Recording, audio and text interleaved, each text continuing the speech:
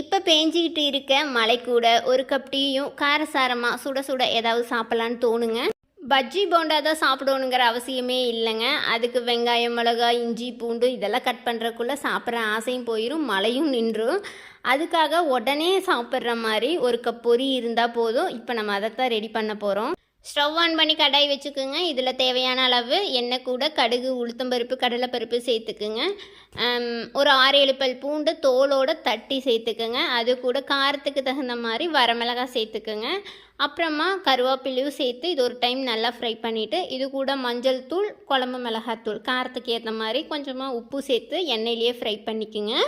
அது கூட உங்களுக்கு எந்த அளவுக்கு தேவையோ அந்த அளவுக்கு பொரி சேர்த்து மீடியமான ஃப்ளேமில் ஒரு 3-4 நிமிஷம் நல்லா வறுத்துக்கிட்டே இருந்தீங்கன்னா நல்லா மொறுன்னு காரசாரமாக சுட சுட பொரி ரெடி ஆகிரும்.